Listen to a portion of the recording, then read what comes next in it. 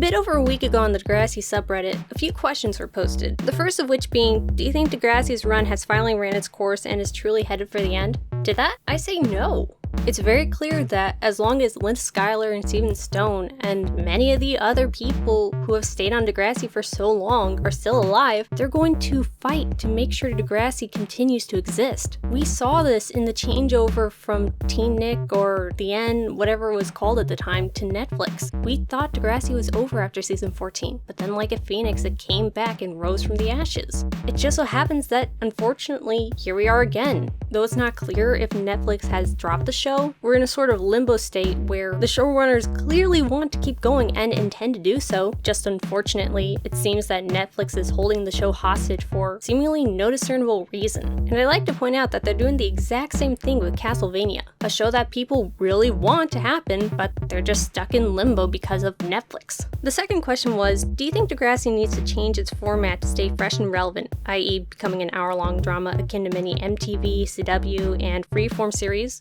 And to that, I say yes and no. I and many others have hammered on about how they need to have more than 10 episodes per season. It's a foregone conclusion at this point in my mind. While Next Class has been wonderful, and it's shocking to see how much they crammed into what time they had, I feel we're not getting enough of the experiences that go on in a semester like we used to. It would have been nice to spend some time on certain characters that feel more like extras in their own stories, and explore the questions and topics being brought up in more depth. I personally wouldn't mind 40 episode long seasons, but I know some people do. At least 20 episodes would be fine in my mind. However, I don't think the format of the show should be changed to where it's something like Riverdale or 13 Reasons Why. Degrassi is not just a drama show, and anyone who watches it as such doesn't really understand what Degrassi is. It's not meant to be overly dramatic and always tell the juiciest of stories. We've got plenty of teen shows for that. What Degrassi is, or supposed to be, is a cross-section of high school life and things that teens have to deal with on a daily basis. Sure, of course, not all of us have been through a school shooting or an instance of two factions in our school butting heads to the point where it causes major problems, but this kind of stuff does happen. And the point of Degrassi is to give a voice to those type of stories and the people who experience them. To that point, one of the things that bothers me most about the criticism of Next Class is that it spends a lot of time on stories focused on social media or handily mentioning social media, which I suspect is an effect of a lot of the people still watching Degrassi didn't grow up in such a social media dense society. We weren't the generation that grew up with our parents on Facebook or having all of our lives documented online at such an early age. Some of us did have an online presence, but not quite in the way that kids today do. Social media has a huge impact on our society, and it doesn't make sense to disclude that from stories taking place in modern day.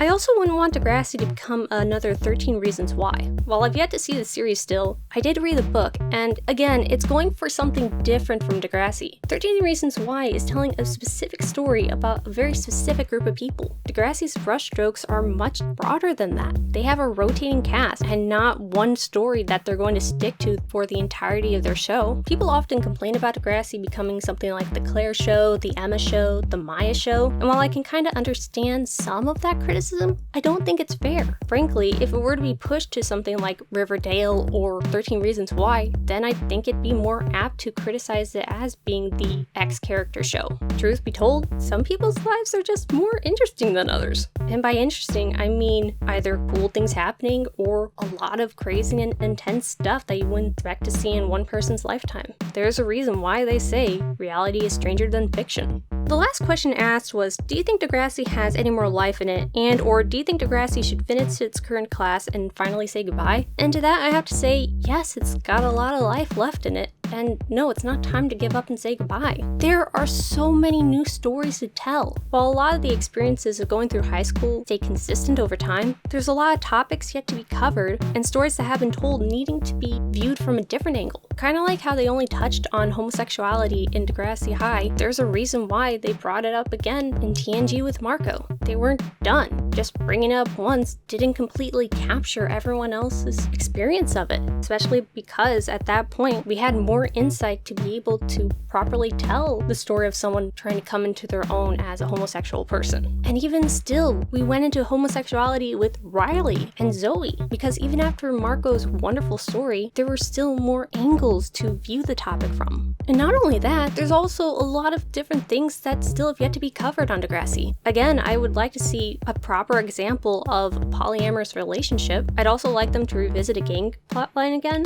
this time showing the character be drawn into the gang rather than just visiting them after it's already happened. Not to criticize what happened with Zig and Tiny, I like that, but just let's change the view of the camera now.